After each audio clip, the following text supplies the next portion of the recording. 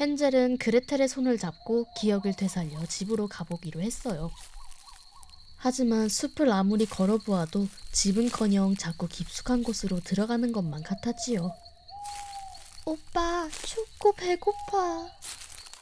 남매는 점점 춥고 배고프기 시작했어요. 곧 쓰러질 것만 같았어요.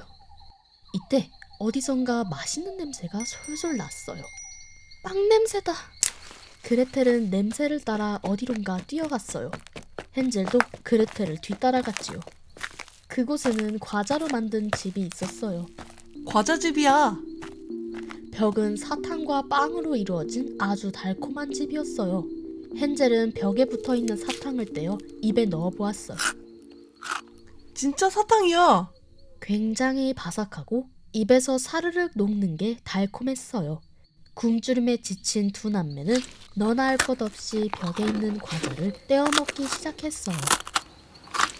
이때 과자집의 주인이 문을 쾅 열고 외쳤어요. 누가 감히 내 집을 떼어먹고 있는 것이야. 과자집의 주인은 할머니였는데 굉장히 화가 난 것 같았어요. 헨젤과 그레텔은 놀라 입에 물고 있던 과자를 떨어뜨렸어요. 옳지. 쥐새끼 같은 놈들이 바로 너희였구나. 내 과자집을 먹은 벌을 받아야겠다. 할머니는 지팡이로 두 남매에게 휘둘렀어요. 헨젤은 그런 할머니의 모습이 무서워 빌고 빌었어요. 할머니, 죄송해요. 너무 배고파서 먹어버리고 말았어요. 새엄마가 숲에 저희를 버렸어요. 집으로 가는 길을 모르겠어요. 용서해주세요. 이 말을 듣던 할머니는 곰곰이 생각하더니 불쌍한 두 남매를 용서해주기로 했어요.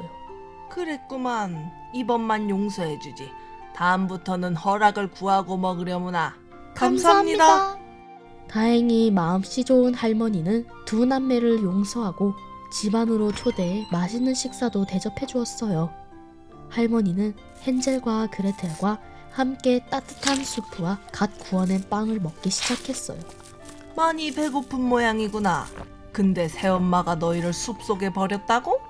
최근에 아버지가 크게 다치셔서 돈을 벌지 못했거든요. 새엄마는 우리 먹을 것도 아까운 모양이에요. 이런 가여운 것. 부모가 굶어 죽는 한이 있더라도 자식은 굶기면 안 되지. 당분간 우리 집에서 지내려무나. 그렇게 헨젤과 그레텔은 할머니의 과자집에서 지내게 되었어요. 모두가 잠든 밤, 그레텔은 이상한 소리에 눈을 뜨게 되었어요. 낄낄낄, 이게 웬 떡이람? 두 아이가 제 발로 찾아올 줄이야. 익숙한 할머니의 목소리였어요. 하지만 평소와 다른 웃음소리는 소름 끼칠 정도로 무서웠지요. 할머니? 그레텔은 소리가 들리는 방향으로 살금살금 걸어갔어요. 할머니는 주방에서 칼을 갈고 있었어요. 남자아이는 고소하고 여자아이는 부드러운데 누구를 먼저 먹을까? 옳거니! 살이 먼저 찌는 쪽으로 먹어야겠다. 할머니의 정체는 다름 아닌 아이를 잡아먹으려는 마녀였어요. 이 모습에 놀란 그레텔은 손으로 입을 막았어요. 그레텔은 몰래 헨젤을 깨워 도망치기로 했어요. 그레텔이 한 걸음 내디딜 때였어요. 어느 쥐새끼가 이 시간에 일어났지? 할머니가 소리가 들리는 방향으로 고개를 돌렸어요. 그레텔은 손으로 입을 막은 채 가만히 서 있었어요. 하지만 할머니는 귀가 좋았어요. 할머니는 그레텔의 어깨를 덥석 잡았어요. 아이고, 쥐새끼가 여기서 덜덜 떨고 있었구나. 뾰족한 손톱이 어깨를 째고 아팠어요. 죄송해요. 저는 아무것도 못 봤어요. 아무것도 몰랐으면 행복하게 내 뱃속에 들어갈 수 있었을 텐데. 너무 많은 걸 알아버렸구나, 그레텔. 할머니는 헨젤을 빈 창고에 넣어 나오지 못하게 했어요.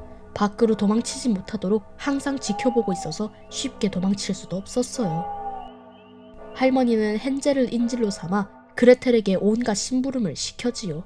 그레텔, 하루 3번 헨젤에게 식사를 가져다 놓거라. 네, 할머니. 할머니가 헨젤에게 보내는 식사는 푸짐하고 맛있어 보였어요. 하루는 할머니가 창고 앞으로 다가왔어요. 헨젤, 손을 내밀어 보렴. 헨젤은 아무것도 모른 채 창고 문 밖으로 손을 내밀었어요. 할머니는 헨젤의 손을 꽉 쥐어보았어요. 할머니가 해준 식사는 맛있었는지 적당하게 살이 올랐지요. 오늘이 바로 만찬의 날이로구나.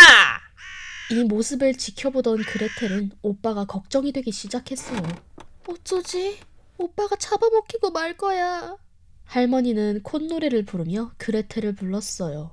그레텔, 화덕에 불 좀 피우려무나. 네. 그레텔은 주방으로 가 거대한 화덕에 불을 붙이기 시작했어요. 불이 활활 타오를 때쯤 할머니가 감시하러 주방에 왔어요. 그레텔, 불은 잘 붙니? 그레텔은 타오르는 불을 보며 거짓말을 했어요. 할머니, 화덕이 망가졌나 봐요. 불이 붙지 않아요. 화덕이 망가졌다는 소리에 할머니는 화덕 앞으로 다가왔어요. 하지만 그레텔의 말과 다르게 화덕은 아주 잘 타고 있었어요. 할머니는 그레텔을 꾸짖었어요. 그레텔, 너는 눈이 장식이니? 보렴, 이렇게 활활 타고 있는데 뭐가 망가졌다는 거니? 아니에요. 보세요. 정말 망가져서 불이 붙지 않고 있잖아요. 그레텔은 태연하게 거짓말을 했어요. 할머니는 버럭버럭 화를 냈어요. 말도 안 되는 소리 마라. 이게 어떻게 불이 붙지 않는 거니? 아니에요. 정말이에요. 저길 보세요. 그레텔은 타고 있는 화덕 안쪽을 가리켰어요. 어디? 저기요. 할머니는 그레텔이 가리키는 방향으로 고개를 집어넣어 보았어요. 하지만 어디에도 문제는 보이지 않았지요. 화를 내려 뒤를 돌아보려 할 때쯤이었어요. 그레텔! 그레텔은 할머니를 화덕 안으로 밀어버리고는 문을 닫아버렸어요.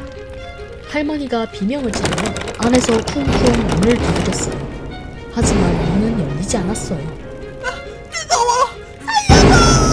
두 남매를 잡아먹으려 했던 할머니는 화덕에서 불편을 시작했어요. 불이 거세게 타오르며 할머니의 비명이 커지자 그레텔은 재빨리 헨젤이 갇혀있는 창고문을 열었어요. 오빠, 도망가자! 지금이야! 헨젤과 그레텔은 무서운 과자집에서 빠져나와 숲 아래로 뛰기 시작했어요. 뒤도 돌아보지 않고 정신없이 뛰었지요. 돌에 걸려 발목이 아팠지만 마녀가 쫓아올까봐 무서웠어요. 헨젤! 그레텔! 어디 있니? 어디선가 익숙한 목소리가 들려왔어요. 헨젤과 그레텔은 목소리를 따라 뛰어갔어요. 저 아래에서 아버지가 불편한 몸을 이며 목이 쉬어라 두 남매를 부르고 있었어요. 아빠야. 우리를 찾고 계셔. 남매는 한달음에 달려가 아버지의 품에 달려들었어요. 아빠! 헨젤, 그레텔, 괜찮은 거니? 며칠이나 사라져서 걱정했단다. 매일 불러도 오질 않고 얼마나 걱정했는 줄 아니? 죄송해요. 새엄마는요? 아버지는 뒤에 있던 새엄마를 보았어요. 새엄마는 미안한 표정으로 쭈뼛쭈뼛 나타나며 두 남매를 보았어요. 정말 미안하구나.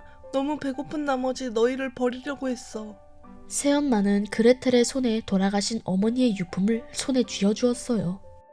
다시 구하느라 힘들었다. 정말 미안하다, 그레텔. 나를 용서해주겠니? 그럼요. 그 모습을 지켜보던 아버지가 말했어요.